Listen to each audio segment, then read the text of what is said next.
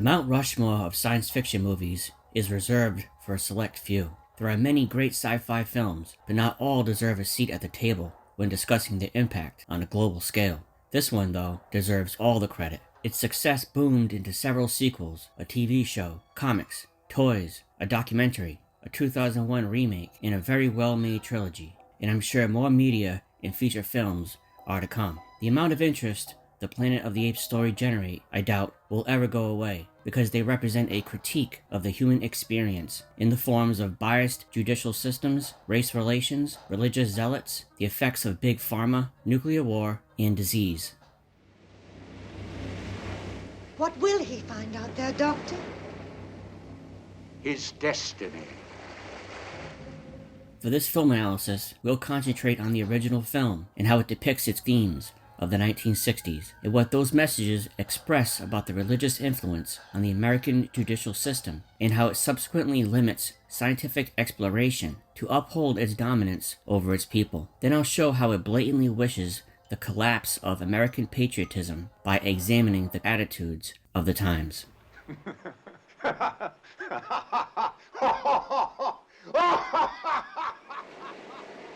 Beware the beast man, for he is the devil's pawn. Alone among God's primates, he kills for sport, or lust, or greed.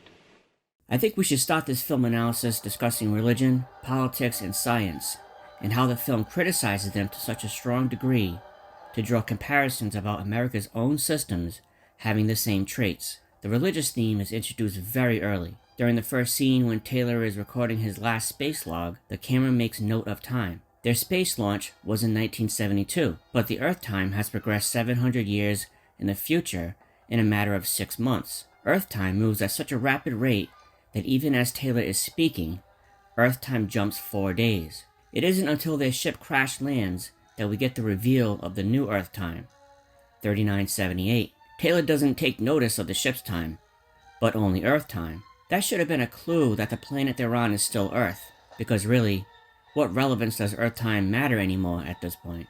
2 millennia have passed, and anything that once mattered has long since been forgotten or destroyed, which is exactly what happened. Taylor even alluded to his recording being heard by the new breed of people on Earth, which is a slick clue to the apes that now rule the Earth of the future. The men who sent us on this journey are long since dead and gone.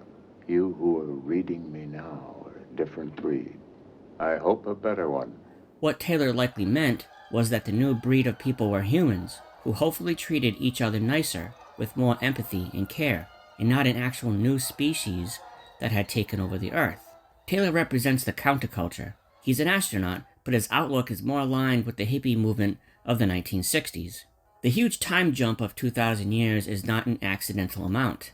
The film was released in 1968, closing in on the year 2000. What important moment in human history happened 2,000 years ago? The birth of Jesus, of course. This time reference is very deliberate and not by chance. The birth of Jesus, whether you accept Christianity or not, has been overwhelmingly welcomed to begin recorded time. The universe is 14 billion years old, and the Earth itself is 4.5 billion years old. Using a popular time marker helps mankind make sense of things in the eternal vastness of the universe. Another Christ reference comes when Taylor explains to Landon that they've been asleep for 2,000 years, making Taylor, Dodge, and Landon 3 symbolic Christ figures who sacrificed their futures on Earth to explore uncharted space. Apart from that, you look pretty chipper for a man who's 2,031 years old. We have been away from Earth for 2,000 years. Give or take a decade. This is done to hammer in the religious theme for the audience, because when they meet the apes, specifically Dr. Zaius, the religious themes will go full throttle, and the apes will treat Taylor like Christ on trial. The apes act as the new version of Roman occupiers, who already control the land, and persecute Taylor for his freakish ability to speak. To the apes, Taylor represents more than just a man who can speak, think, and reason. Taylor symbolizes the same element as Jesus did to the Romans, a threat to the established conservative order. To keep with the Christ allegory of social persecution, think of Dr. Zaius as Pontius Pilate, the Roman governor in charge of investigating Jesus as a fake Messiah. Like Pilate not wanting to condemn Jesus, Dr. Zaius doesn't really want to convict Taylor and even offers him a reprieve behind closed doors if Taylor agrees to admit that his story of space exploration is a lie. I have it in my power to grant a reprieve. Taylor, save yourself. Tell me, is there another jungle beyond the Forbidden Zone? Tell me who and what you really are and where you came from, and no veterinary shall touch you. He would rather have Taylor admit his ability to speak comes from being a mutant, or evolution, than from him having scientific knowledge of space travel. Dr. Zaius is a leading member on the Ape National Assembly Board. He even says to Taylor that his fate among the apes was preordained, implying that Taylor was never to get a fair trial. Dr. Zaius is not only mean and domineering, but intelligent and manipulating. He's constantly referring to ancient scrolls written by the lawgiver to demand obedience from his minion because he knows scripture keeps other apes in line. He's both chief defender of the faith and the minister of science. His professional status in these two fields allows him to control and manipulate how society learns information, thereby keeping society in check so they don't discover too much about their own history. To the counterculture of the 1960s, Dr. Zaius represents everything wrong with the modern society all rolled up in one person. He can suppress societal progress made from science while enforcing individual obedience made from religion. There's your Minister of Science, honor-bound to expand the frontiers of knowledge, except that he's also chief defender of the faith. There is no contradiction between faith and science. Too much science equals too much critical thinking, which will eventually shift focus from oppressing humans to then focusing on their own society and government. If Dr. Zaius allows apes to use science too freely, they will likely discover that humans ruled over them, and then their entire society will collapse. Evolution comes up a few times, but it's immediately shot down because it goes against what the sacred scrolls teach. Cornelius and Zira both believe that evolution connects the apes to humans. Dr. Zira even mentions to Cornelius that the scrolls are fake, but Cornelius wisely abandons the conversation for fear of Dr. Zaius' repercussions. Well, if you were a missing link, the sacred scrolls wouldn't be worth their parchment. Well, maybe they're not. Oh, no, thank you. I'm not going to get into that battle. During Taylor's trial, the prosecution dismisses their notion that Taylor's gift of speech came from evolution. This immediate disregard of evolution by the corrupt judicial system and the religious powers that be reveals how badly those in control want the present religious doctrines to continue. The theory of evolution questions the apes' existence and their hierarchy as a dominant force on their planet, by highlighting that they aren't special in relation to the God they think created them. But if he did not come from another planet, then surely he sprang from our own. Behold this marvel, this living paradox, this missing link in an evolutionary chain. Silence her! You go too far! When Taylor ties up Dr. Zaius at the end, Dr. Zaius has Cornelius read to them scripture. It critiques humans and why apes should rule over them. But what's more important is that Taylor doesn't respond, as if he agrees with their scripture, which he most likely does, because like Landon said of Taylor, he hates people and recognizes that man is heartless. You thought life on Earth was meaningless. You despise people. The use of ape scripture is to show the audience how despicable humans are, and to hopefully spark change in the audience to become more sympathetic to others. We finally really did it. You maniacs! You blew it up! Oh, damn you! God damn you all to hell!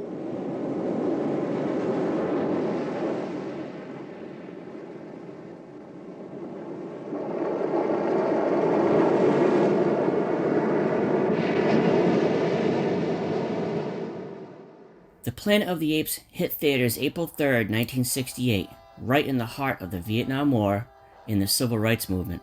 Both brought major changes to America, and this movie is, without a doubt, a reflection of those times. America in general, but especially conservative America, would never be the same after the 1960s. America went from a well-respected superpower that helped win World War II and create a successful capitalist economy that united much of the civilized world into then becoming a nation that assassinated its own leaders and involved itself in communist wars to preserve that same capitalist trade that primarily benefited certain businesses. Because of these instances and much more, there was a major anti-establishment vibe throughout America. In 1929, the Great Depression destroyed much of the world's economy for well over a decade. Once America entered the war, the country began to see a major rise in its economy, especially in businesses that developed certain resources needed during wartime. As a result, America became involved in the Korean War in the early 1950s. Shortly after, the Vietnam War broke out, and America once again became involved. North Vietnam was supported by communist countries like the Soviet Union and China, while South Vietnam was supported by the capitalist United States. To people like Taylor, and to the hippie counterculture in general, America was no longer viewed as a place that provided opportunity and liberty to its people anymore, but instead was a country navigated by a biased government that became involved in foreign wars to strengthen the businesses who provided the needed resources to benefit the military-industrial complex, and at the expense of forced drafts of its citizens who would likely die while at war, or come back maimed, or drug addicted, or suffering from PTSD for the rest of their lives. As Taylor records his final space log before he goes to sleep, he gives bits of information that we'll see happen throughout the film, bookending the message with the final shot. I leave the 20th century with no regrets. Does man, that marvel of the universe, that glorious paradox who sent me to the stars, still make war against his brother, keep his neighbor's children starving? Taylor's pride of having no regrets comes crumbling down when he sees the destroyed Statue of Liberty. He's suddenly filled with regret because when push comes to shove, he truly does love his nation, even though he didn't see it as special anymore. He felt it was okay to hate his own country, as long as it provided a comfortable and safe life that allowed him to be critical of it. Taylor didn't really know oppression until the country he had taken for granted was destroyed. The ingratitude of Americans is seen by the reaction to the presence of the American flag, which is everywhere in the first act. Each astronaut wears a huge patch on their arms. The ship itself is as if one big American flag. It's colored all white with red and blue stripes. The cone of the ship has two American flags on each side that the camera focuses on when it flies by. Even the raft has a large flag on it. So there is a national pride associated with this mission. Once they begin to float away on the raft, Landon comments on the ship sinking. Going, gone. This is symbolic of America as a nation falling from grace. A massive structure used to promote American exploration and national pride has been destroyed and is now sitting at the bottom of a lake. This foreshadows what Taylor will witness as he and Nova make their walk along the beach of what was once New York. And we can't forget about Landon's little flag he installs among the rocks to symbolize their presence in a new world. Taylor mocks the flag by laughing hysterically, implying that Landon's national pride is worthless now because they're stranded on a foreign planet. Just over a year from the release date of the movie, the world would see the crew of the Apollo 11 mission to be the first group of astronauts to step foot on the moon. The hype of the space race was everywhere back in the 1960s. Even JFK mentioned his desire for the United States to reach the moon in a 1962 speech, a year before he was assassinated, more or less sparking the 1960s revolution. So the moon conversation was in heavy rotation back then. Just like Landon, Neil Armstrong and Buzz Aldrin planted the American flag on the moon. And this movie, with its counterculture attitude, disrespected the moon landing before it even happened. That's how anti-American this film is. When trekking through the Forbidden Zone, Dodge mentions the strange luminosity but no moon. Thunder and lightning and no rain. Cloud-covered night. That strange luminosity, yet there's no moon. The no moon line is an insult by the counterculture to the established order for wanting to explore space and ignore more personal and social problems on Earth, like the ones Taylor mentions just before he goes into hypersleep. Even the Statue of Liberty is foreshadowed when Taylor and Landon speak. Taylor mentions that there might be a statue of Landon somewhere out there for his bravery to venture into deep space, but is likely tarnished by now, and that's exactly what we see at the end. A destroyed statue that once stood for liberty and freedom, now blown up by its own greed and washed ashore in a desert landscape that was once thriving with life. There's a life-size bronze statue of you standing out there somewhere. Well, it's probably turned green by now. Nobody can read the nameplate.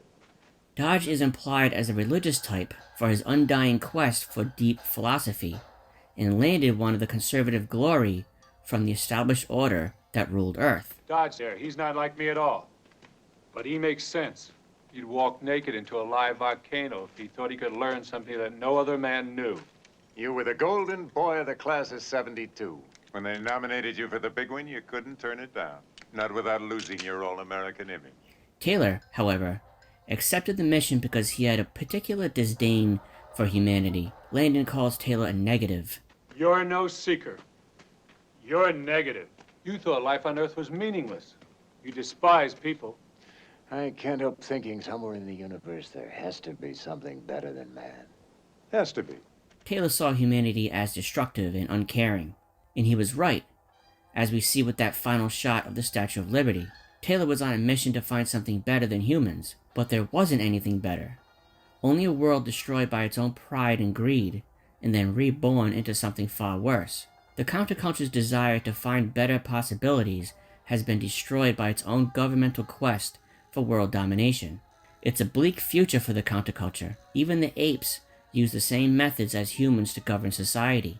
The ape future is a response to humans for nuclear war and humans' mission to dominate others, instead of focusing on more humane topics. The human de-evolution into animal-like creatures and their inability to speak is a symbolic consequence to those who chose not to be involved in the counterculture fight and kept their mouths shut when they saw injustices made by the conservative power structure.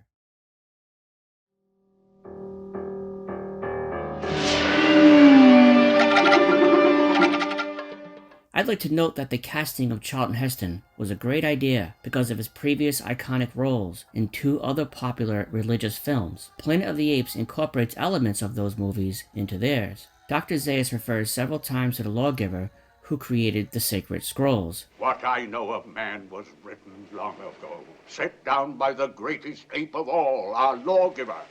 This religious reference to the lawgiver is the ape's equivalent of Moses, who Heston played in 1956's The Ten Commandments. Then Heston starred in 1959's Ben-Hur, a film about the Romans' persecution of Jesus. With Heston's involvement in those two religious films, casting him in The Planet of the Apes as a hippie-minded Christ figure on trial for interrupting the established order is a clever move on the filmmaker's part. Even though World War II was long since over by 1968, the Cold War was alive and well, with multiple Hollywood films in the 1950s already symbolizing communist threats in their movies, like The Thing from Another World, The Invasion of the Body Snatchers, and The War of the Worlds. Regarding the incorporation of its political themes, The Planet of the Apes is no different. However, time had passed since the 1950s Red Scare of communism, and now America herself was becoming more willingly interested in its own self-destruction by introducing the communist ways it had so desperately tried to resist just a decade ago in a now positive light. A new batch of Americans hell-bent on not conforming to the previous generation's cultural ways was coming to fruition, as seen from the protests of the Vietnam War. The mega popularity of bands like the Beatles and the Rolling Stones, the explosion of hard drug usage, second-wave feminism, and the civil rights movement. The Planet of the Apes represents the turning of the tides, showing how much it hated its own conservative identity. America was changing, and with it, a new group of writers were entering Hollywood. We owe the writers Michael Wilson and the genius Rod Serling all the credit for creating such a fantastic story.